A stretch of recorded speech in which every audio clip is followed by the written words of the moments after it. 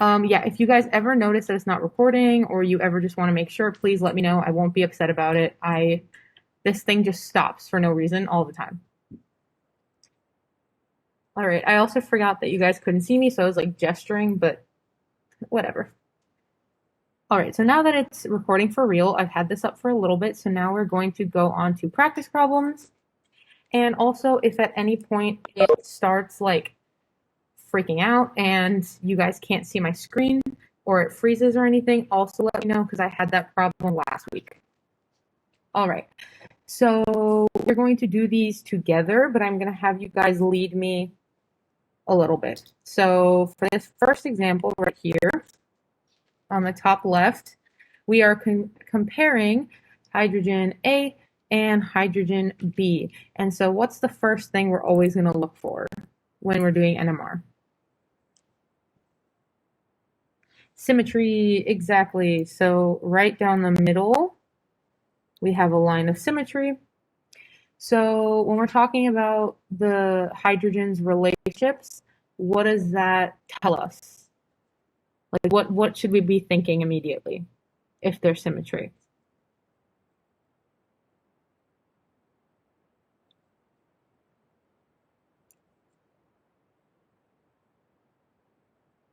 We might be thinking same signal.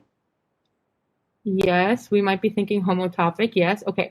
So I guess a better way I could have asked that is when we look for diastereotopic and enantiotopic, we're going to look for three main things, right? Someone told me possible chiral center. Exactly. And then what's two other things we look for? So I'm going to write them up here as you guys tell me. We look for potential chiral centers. We look for unique groups is correct. I like that answer, but it's going to go along with the potential chiral centers. We're going to look for actual chiral centers. And there's one more.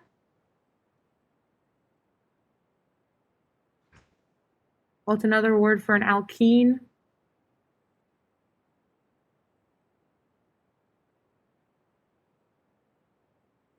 A double bond, yes.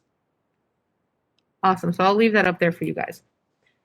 And so the trick that people usually fall into here, as someone started mentioning, is this looks like a potential chiral center.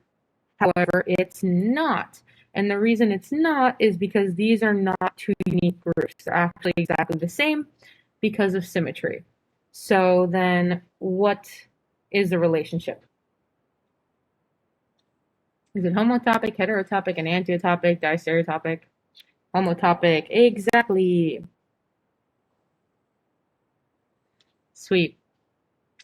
All right, so for this second one, again, we're looking at HA specifically and HB.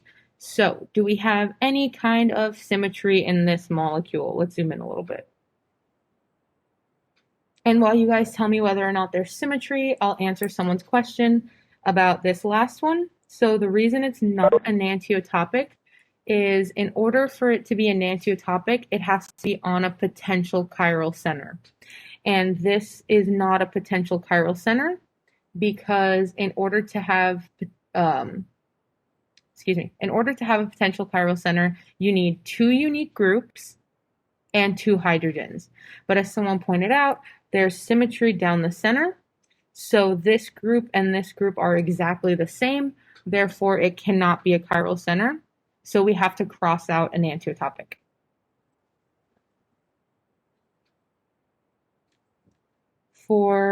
If you have any more questions about the first one, please let me know. For this one, we don't have any obvious symmetry, but we do have this internal symmetry right here, right? So those two methyls are exactly the same. So is this a chiral center? Yay or nay? No, it's not, exactly.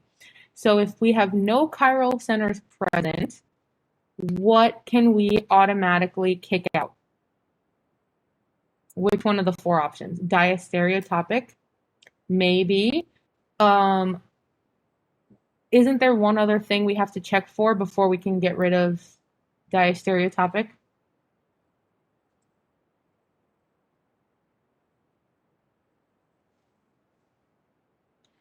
I feel like you guys are like, why does she keep being so vague? I'm trying to make you guys think, right? So we look for an actual chiral center and we also look for a double bond, right? So clearly this one doesn't have a double bond, but I just wanted to make sure you guys knew. So no chiral center present, no double bond present. We immediately get rid of diastereotopic. And actually, just by looking at this, I can also get rid of enantiotopic. Can anyone tell me why these ones wouldn't be enantiotopic? Once you see it, it becomes kind of obvious. Exactly. So they're not on the same carbon, right? So first of all, this one is not on a prochiral center, right? Because these two groups are the same. But even more than that, they're not on the same carbon at all. So they can't be enantiotopic or homotopic. So they are instead heterotopic. Super. All right. And so, yes, someone asked, so the first example would be the first one would be an example when they're on the same carbon. Yes, so these two are homotopic because they're on the same carbon. But these hydrogen, let me draw them out. So this hydrogen and these hydrogens, all in yellow, they are also going to be homotopic to one another, even though they're on separate carbons. And the reason that we can have that is because of symmetry. So the only time you can have homotopic on different carbons is when we have symmetry.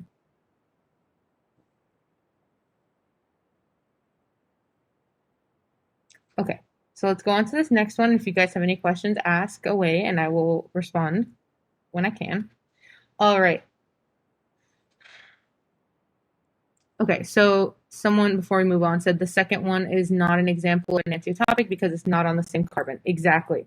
So now they're not on the same carbon and there's no symmetry down the middle, so they can't be the same. And they can't be enantiotopic.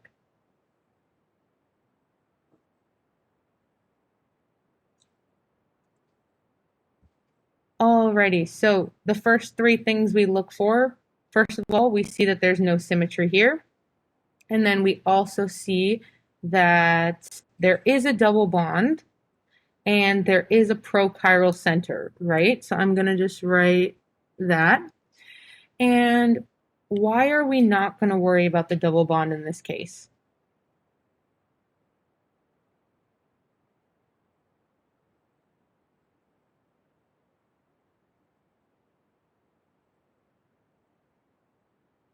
Exactly. So since the hydrogens are not connected to the double bond, we can ignore it. And someone said in the chat that they think they're going to be enantiotopic, and I agree because they are connected to a prochiral center. So their relationship would be enantiotopic.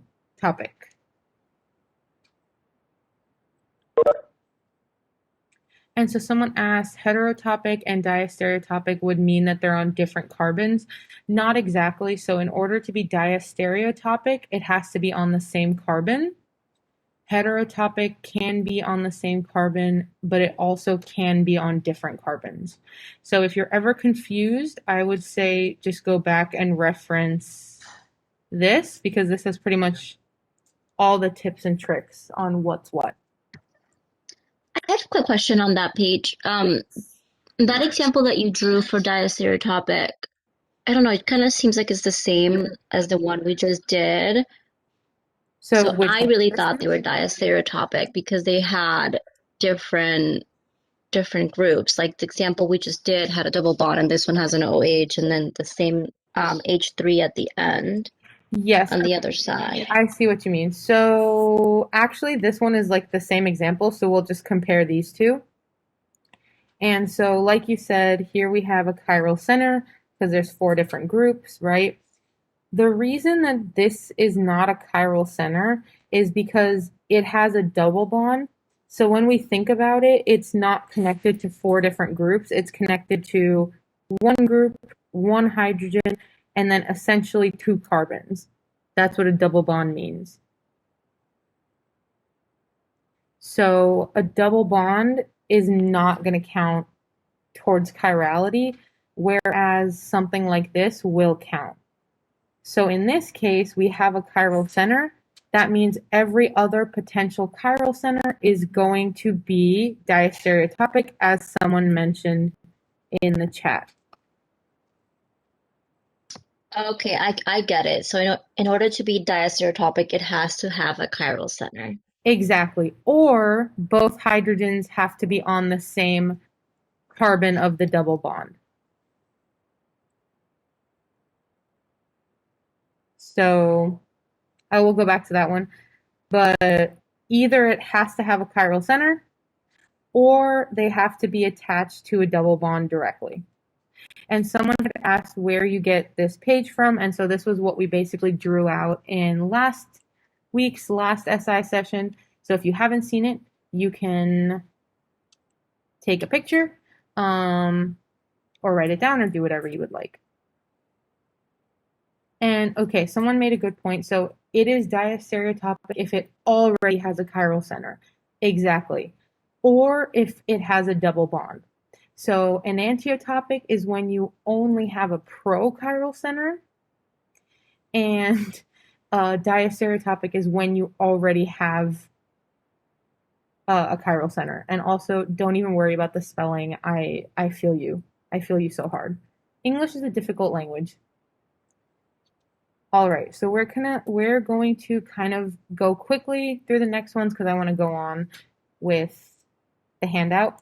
So real quick, we have a double bond. Double bond means we split it in the middle.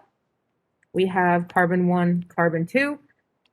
And as you guys are saying, it would be diastereotopic because two unique groups and two hydrogens.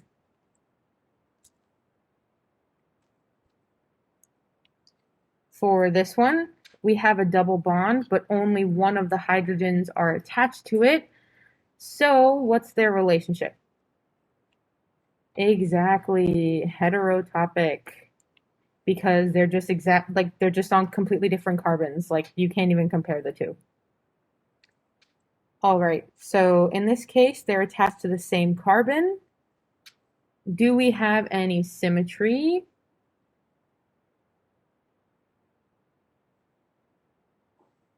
Well, we do have symmetry right here, but it's not going to interfere with the naming, but I just want you to keep an eye out for symmetry.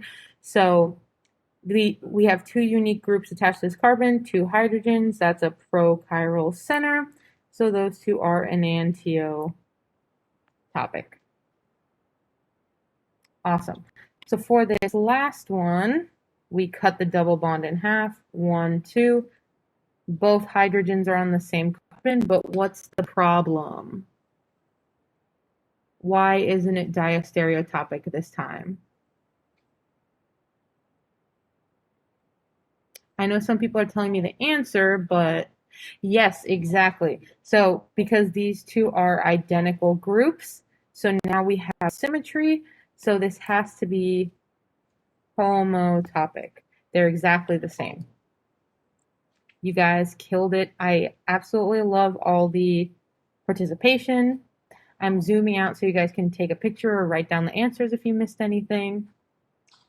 And I will give you a minute or so to ask any questions you have. As always, you can either type it in the chat or you can unmute and ask. So Rose, from the last SI session when we were doing the alkenes, and we were just trying to say which is diasteric or the enantiomer, for one of the steps, you said hydrogens has to be on the same side. So when you're doing it with this, you can also say hydrogen on the same carbon. Exactly. So like you're saying, you can either say they have to be on the same side or they have to be on the same carbon. That's why I like to do both. Yeah, but you're absolutely right. Okay, thank you. You're so welcome. Okay, I'm gonna take a sip of my water and then we can move on.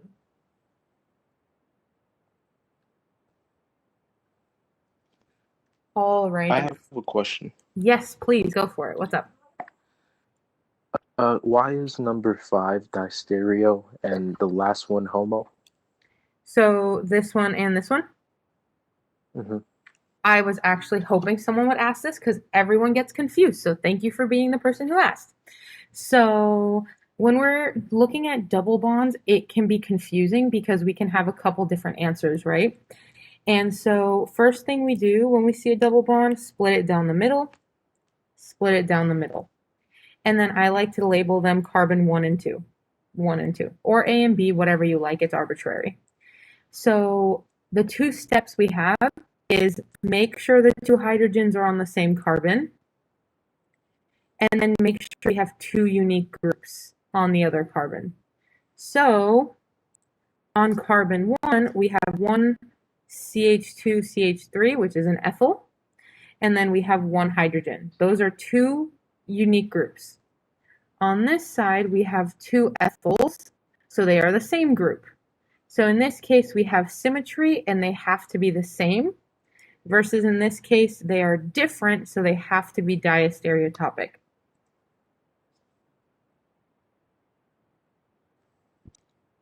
Because here, okay, cool. You're welcome. If you want like a more in-depth explanation, you can watch last week's one because we spent a lot of time on it. Okay, so now we're going to do some fun stuff, right? Which is chemical shift. It's really not that fun, but I'm trying my best. NMR is like super boring. So we're gonna fill out this chart and then I will show you like color-coded versions on how to like remember it better. I'm just babbling at this point, I apologize. But before we do anything, something that confuses a lot of students is I have aliphatic region. What do you guys remember in class the first region being called? Alkyl region? Yes, so they're they're the same thing. Those are basically synonymous. So I am just going to write alkyl on top so you guys know they are the same. All right, and as always, I apologize that I zoom in and out a lot, but I am going to zoom in to right, and then I'll zoom out so you guys can see everything at the end. So yes, someone mentioned math spec. We are definitely gonna go over that in SI. It feels really scary when he covers it, but it's really not too bad. You don't have to know it too in depth. All right, so let's start at the alkyl region because that's the easiest, right? And right now we are going to do hydrogen NMR, and then after we'll talk about carbon NMR. It's more important for you guys to know hydrogen in this class, generally speaking. So, does anyone want to be a brave soul and tell me what the alkyl region range is? Yes, so it's sorry about that. It's approximately 1 to 2.5 ppm. Cool. And so the alkyl region is super simple. It's basically any hydrogen that is attached to a carbon that is only attached to other carbons and hydrogens. So I will repeat that because it's very important.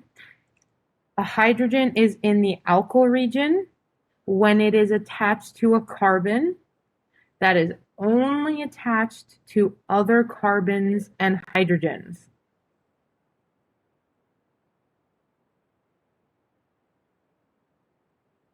If anyone needs me to repeat that, I can. But if not, let's move on to the header. Say it again. I got you. All right. So in order for a hydrogen to be in the alkyl region, it has to be attached to a carbon that is only attached to other carbons and hydrogens?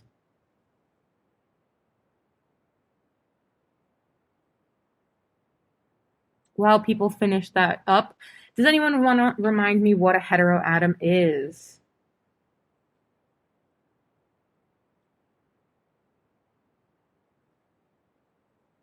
Well, yes, give me the range. I know, but like, what is a heteroatom?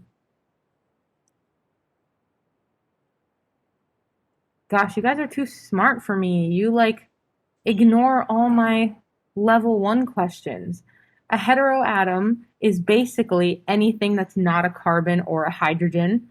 So a nitrogen, an oxygen, a bromine, a sulfur, a fluorine, anything like that. And you guys were absolutely right in that this region goes from 3 to 5 ppm.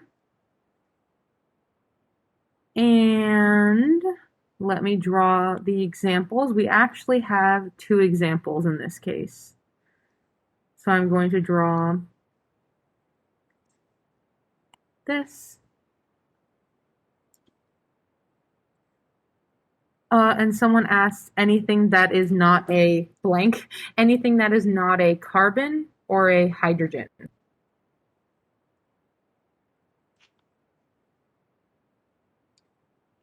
All right, so you have to be very careful because any hydrogen that is directly attached to a heteroatom or is attached to a carbon who is attached to a heteroatom both fall under this region.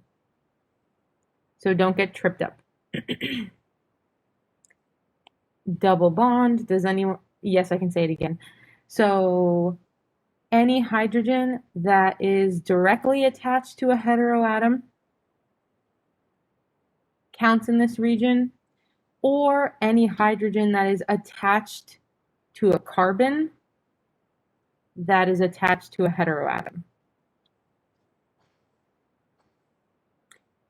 So again, either directly attached or on a carbon that's attached to a heteroatom. And again, a heteroatom is anything that's not a carbon or a hydrogen. That's a sufficient definition for this class. Okay, so what is the double bond region?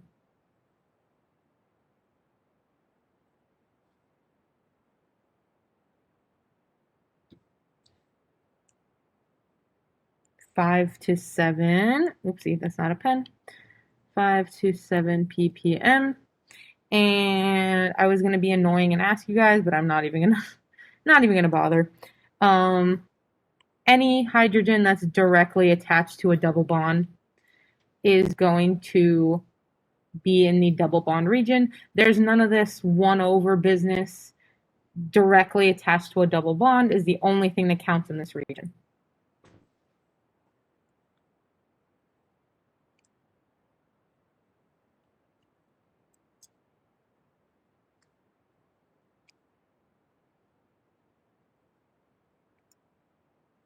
Alrighty.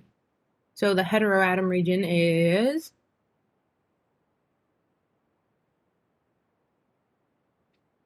I lied. The aromatic region is 7 to 8.5, yes. Oopsie. 7 to 8.5, 7 to 9. It depends on where you look.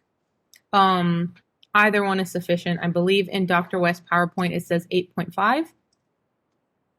But if you say to 9, that's completely fine. Alrighty. So we're going to learn all about aromaticity in a couple weeks. But for now, what is the one aromatic compound that you guys know and love? Benzene. Yes. We love little old benzene here.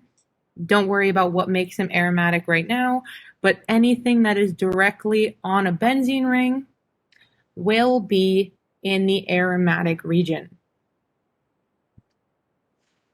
I know, I know all the different spellings for it. I'm definitely not going to judge because I can't spell, but it is spelled like this.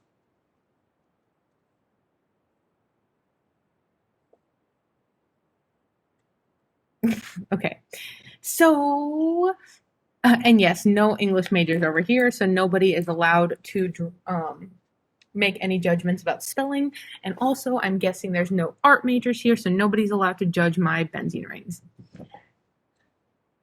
All right, so the carbonyl region is kind of fun, and by fun, I mean annoying. What is the range for the carbonyl region? 9 to 12, perfect.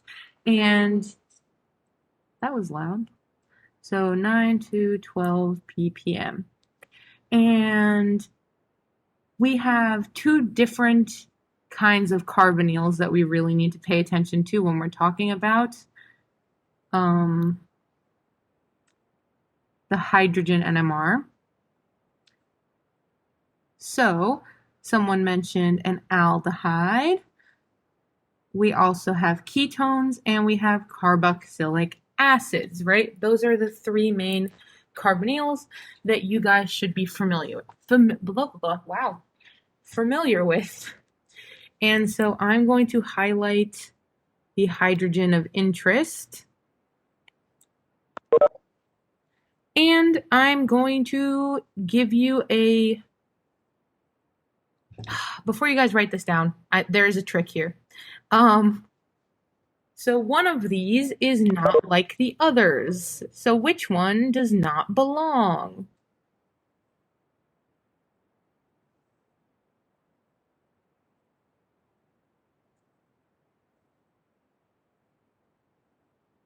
Ooh, we're getting a couple different answers. Okay.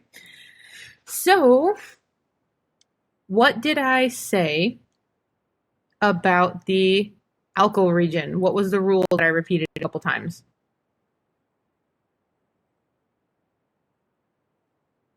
I want someone to say it back to me, please. Any H attached to carbon that is only attached to other carbons? Yes. Yeah. And hydrogens. Yes. Okay. I was nodding along very strongly, but you guys couldn't see me. So this carbon, this hydrogen is attached to a carbon that's only attached to a carbon and a hydrogen. So this is actually a trick question he loves to use, and it's going to be all the way over here in the alkyl region. He loves to trick people with that. Absolutely loves to. So in the alkyl region, a ketone will be approximately at 2.5. So it's going to be at the high end. And yes, all 6 of these hydrogens would be in the alkyl region. You're correct. And now when we're talking about the carbonyl region, we have the aldehyde, which is directly attached to the carbonyl, which is the double bonded carbon. And the carboxylic acid, the hydrogen is attached to the oxygen, which is attached to the carbonyl. So in both of these cases, we are in the carbonyl region. I want you guys to think for a second. Before I say that, actually, someone said, how does he estimate the ppms? So these values are like the general known values for each region. When you're looking at each of these examples, if you know that it falls into this region, you should be able to answer any questions he asks. The big ones that you have to keep an eye on is like a ketone. It's at the upper limits of the alkyl region. So I need you to know that it's at 2.5, right? And then when we talk about the carbonyls, this is such a big region, you need to know which number each of these two are closer to, and that's what we're going to talk about right now. That might have sounded very vague, but it'll make more sense in a second. I just didn't want to give away the answer. So, let's say we have this. Well, not let's say. We have an aldehyde, right? And we have our carboxylic acid. And something I noticed, not to pick on you guys, I promise I'm not saying it to be mean, but I know a lot of people are rusty with their naming and like their functional groups.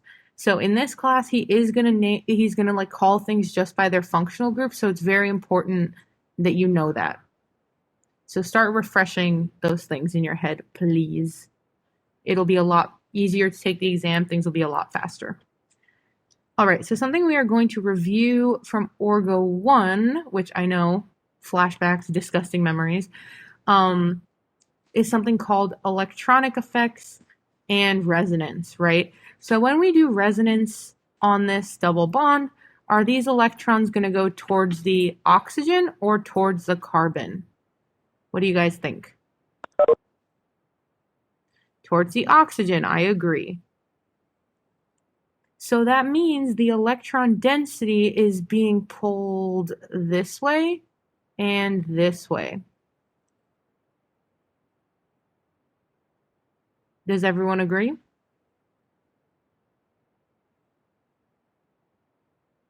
I don't hear a no, so awesome. Okay, some people are saying yes. All right. So the difference between this one and this one is we have a second oxygen, and this oxygen actually has a lone pair. It has two. So now the resonance goes here and here. So the electron density is still being pulled that way. Let's call this A and let's call this B. Which one do you think has a stronger pull of electrons away from the hydrogen? A or B? A couple people said B, and I definitely would have to agree with you because we have such a strong effect. We have two oxygens. We know that the hydrogen is directly on the O, and now this lone pair is pulling the electrons. Everything is going this way. In this case, we also have a pull, but it's not as strong. Let me add something else into the mix.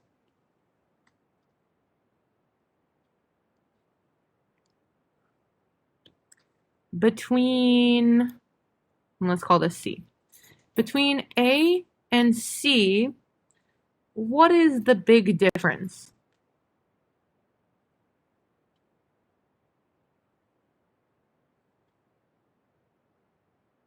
And someone asked, why is B stronger again? I'll repeat that in 1 second.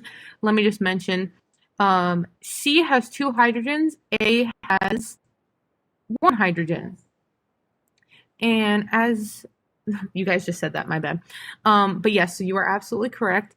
And so this carbon in the aldehyde is going to donate electrons this way.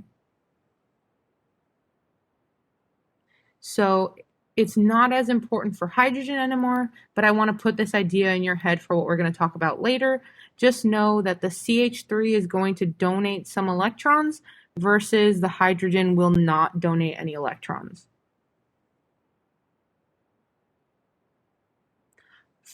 As far as hydrogen NMR goes, we can say that these two are approximately the same, but we know that this one is going to have a much stronger pull because of the two oxygens and the resonance that's happening.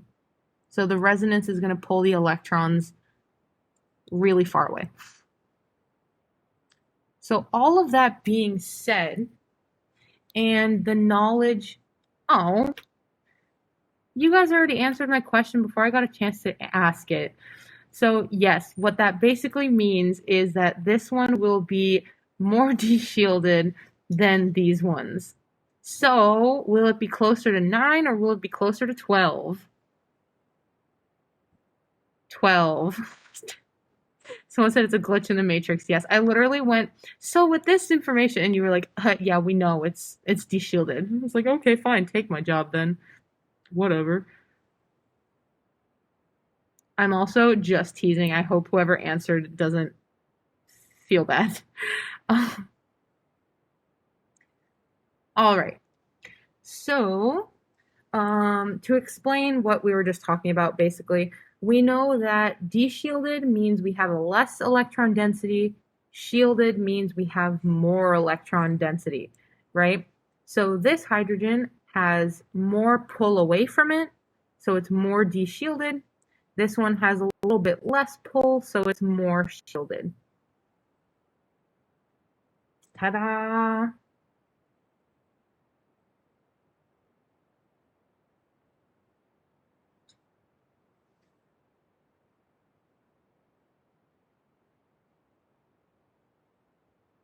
Any questions?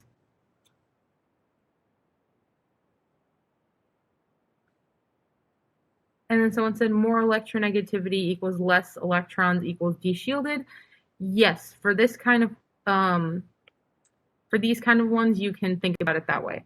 And yes, 9 is going to be more shielded because the smaller numbers are more towards the more shielded side. But like, let's say we compare this hydrogen to this hydrogen. Which one is going to be more shielded?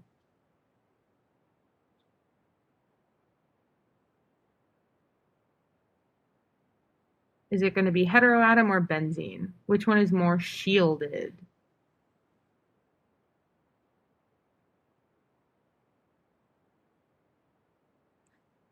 Okay, so let's compare this heteroatom one, let's call that A, and the benzene one, B.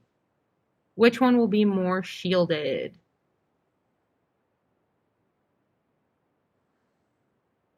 Guys. No.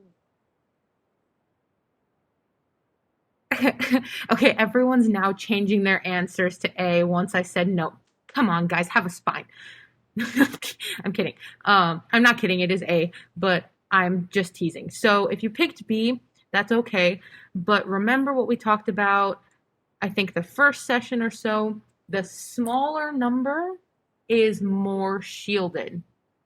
The bigger number is more deshielded. So let's scroll up real quick. And this is where I usually draw it. Here we have 0. Here we have 12.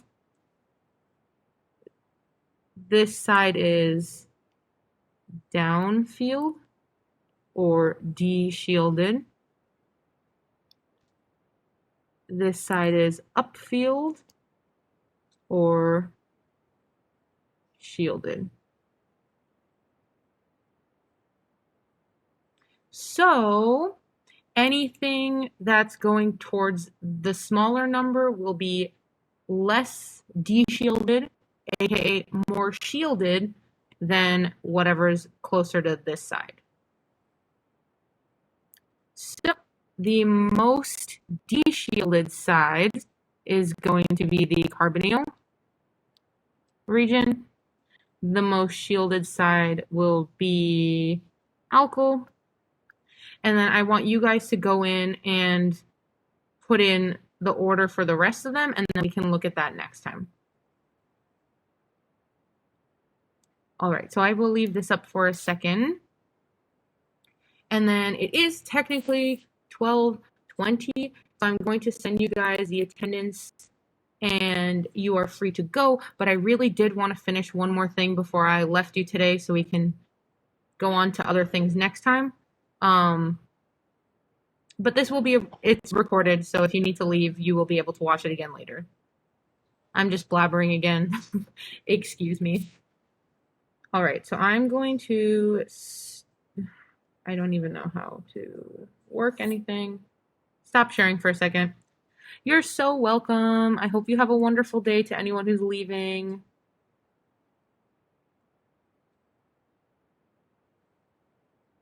If this... Are we done with the worksheet right now and about to do something else? Well, we are still doing something in the worksheet, but I have it pre-drawn in a different file and I don't want to redraw it again. So I'm going to be lazy and show that to you guys. That's why I stopped sharing. But wait, there's more. Yeah, I'm gonna go on for like 5-ish more minutes. But if anyone has to go, it's, technically time, so you may leave.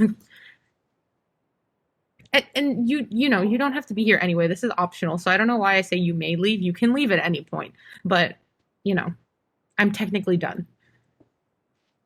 Anyways, I'm gonna stop talking now.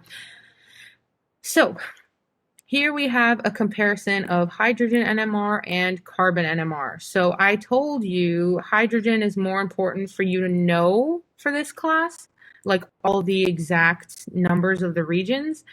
The carbon NMR, you just really need to know concepts. So the biggest difference between hydrogen and carbon NMR is that hydrogen is between, it's really 0 to 12. So I'll write that. Here we have 10 to 220 ppm. So if you're ever given a spectrum, it'll be pretty easy to tell which is which. And as I mentioned before, you don't really need to memorize all of these super specific numbers. So I'm not going to bother making you guys tell me what they are. It's already filled in for you. The biggest thing I want to mention is this carbonyl region. So let's actually, before I give you the answer, let me be mean for a second. Okay. So we just did this versus this versus this versus this. There is a point to all of this, I promise. So in the last one, we were looking at the hydrogens, but on carbon NMR, we are going to look at the carbon,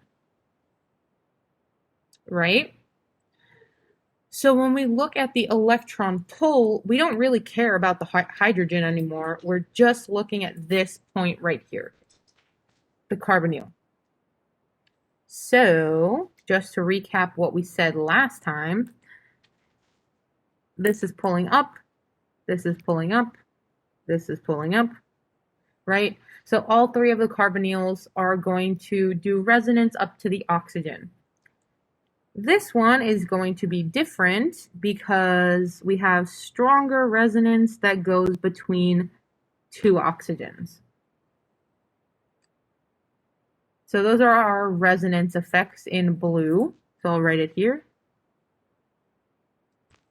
And then in purple, we're going to do the electronic effects. So electronic effects are just like donation and things like that. So we have no methyls here, no donation. We have one methyl here. We got this donation. We have two methyls here, so we have double donation.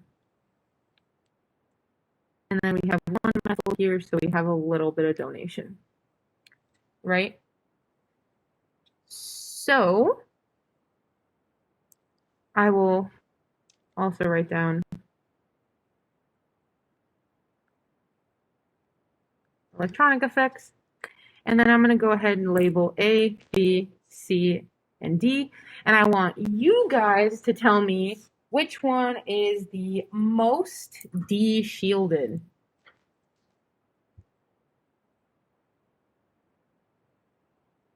Do do do do do do do do do do do do. Okay, everyone is saying D. Cool. I am really excited because literally everyone has said that, and you are all wrong. Dun dun dun. But that is perfect because I want to trick you now so then you don't get tricked on the exam. And someone was like, wait, why is it not C? Who said it's not C, huh? You guys gotta, if you think something and everyone else thinks something else, don't be afraid to be different. Whatever, that was my motivational speech for the day. So if we go back to it, The reason D is wrong is basically the same reason that made it the most de-shielded in the last example, right? So all this electron density is moving here. So what this will actually look like is if our electron density is here in the red highlighter, it's going like this, right? So if it's going like that, that means it's constantly going back and forth on that carbon. So D is actually going to be the most shielded out of all of these.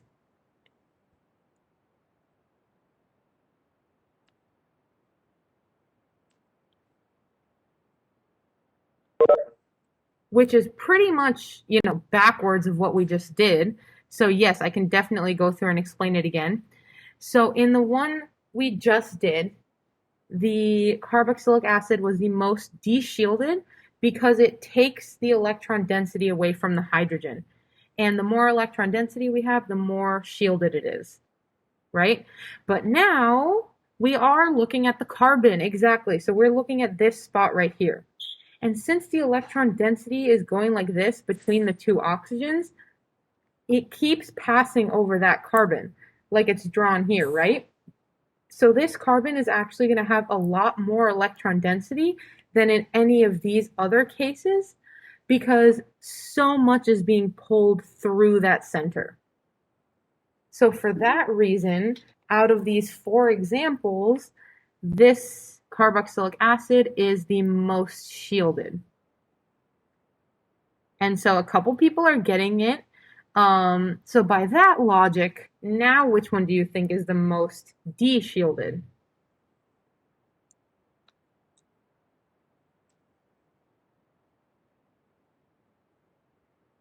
And someone said, so basically when it comes to looking at the carbon, it's the opposite. In this region, yes, we can basically think of it as being flip-flopped. Exactly. And a couple people said A, and I would have to agree. So this one is the most, de-shielded. And I didn't even have to trick you a second time, so I'm very, very... You know what, guys? If you could stop stealing the answers as I'm asking the question, that would be super great. No, I'm still teasing. But so yes, A is the only one without electronic effects. Exactly. So I was just about to ask you what makes this one different than these two, right? Or even just different than this one, because this one's a ketone, right? But A and B are both aldehydes. So what makes one different than the other? Someone already answered that question, though, and said that A is the only one that's not getting any donation here, right? So the more donating groups we have, the more shielded it will be. And since A has no donating groups, that's why this carbon will be the most de-shielded, because the only effect is going away. Sorry, I got really excited for that last part. So now let's put them in order from most... Let's do it in green. Why not? We haven't done anything in green. So most to least shielded. So which one is the most shielded? We already have it written here. The A, B, C, or D? D, exactly. And then, what do you guys think? One person already gave me the whole order, and you're awesome. Yes, C, and then B, and then A. Awesome, awesome, awesome. You guys are doing so great. I'm literally so excited. Does anyone have any questions on this? Because I know it's really confusing at first. So this is only for carbon, right? Exactly. We have the same things in play for hydrogen, but it has like essentially the opposite effect, as you guys saw. All right, so I'll give you a second to screenshot or take note or do whatever you want. And then I will go back to the big list so you guys can look at that for a second as well.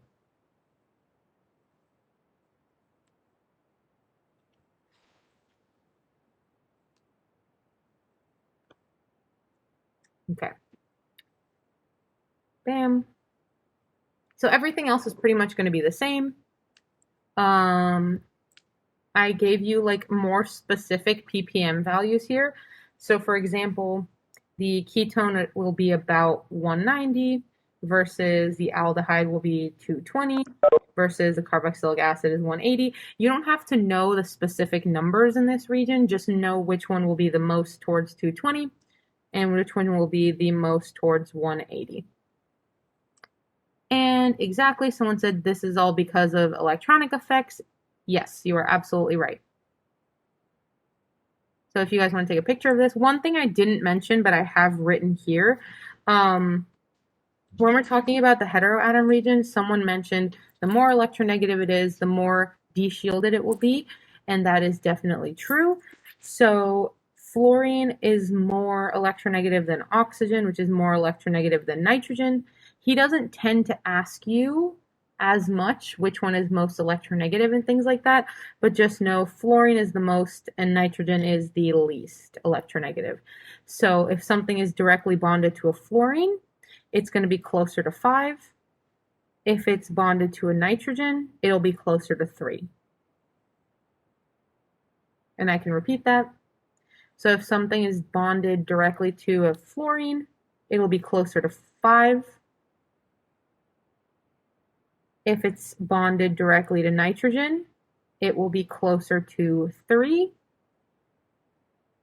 And from that, you can extrapolate that if it's bonded to oxygen, it will be 4 ppm. And let me know if anyone needs me to repeat it one more time.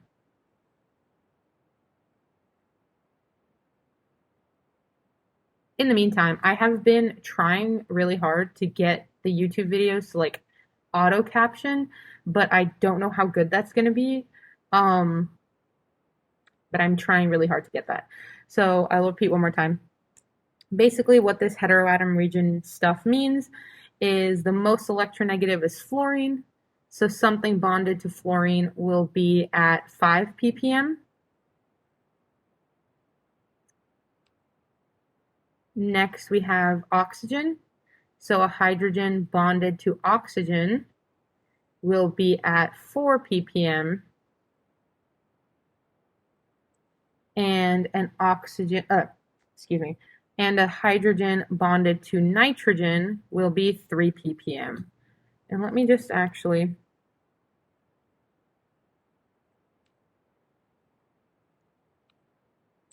my God, why can't I think like a human?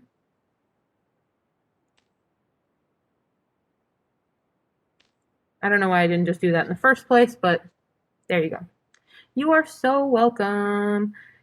And we're going to cover this, like these examples in the exam review. But if you guys want to look at it, we basically talked about this. Someone said that they emailed me. Yes, so this has been a very long weekend. And I had a lot of stuff. I did receive a bunch of emails. I am working on responding to them. If I don't get back to you by 8:30 tomorrow morning, please email me again.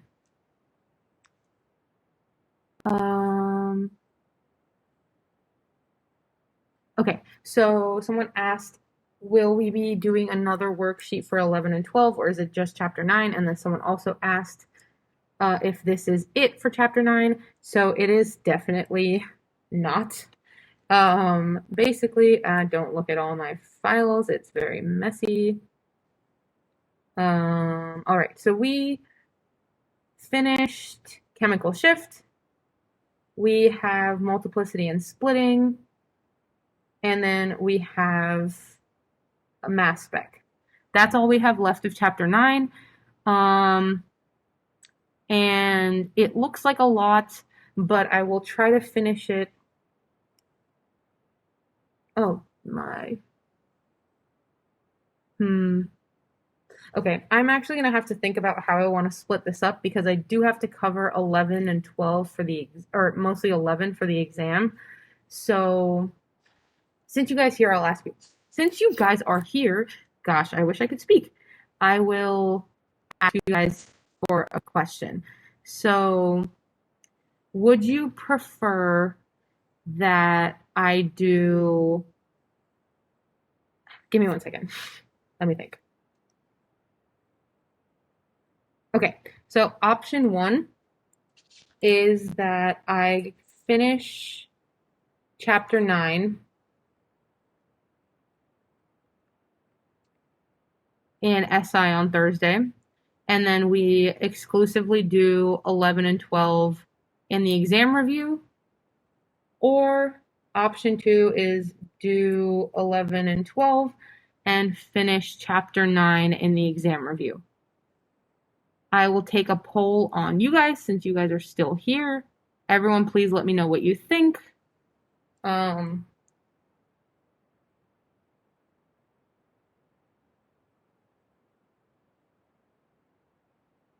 while those responses come in, I will be weighing the pros and cons, so it's not like just what you guys say here, but I will definitely send you an email about that. But I know someone gave a frowny face. I know, I'm so sorry.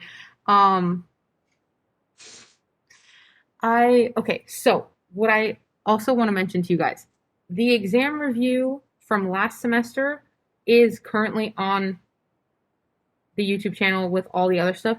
So I highly suggest watching the chapter 11 and 12 stuff before we do it, like, because, you know, it's getting very close to your exam. So I apologize that we're kind of behind, but I will try my best to accommodate as best as I can. So yeah, thank you for all the responses. I will let you guys know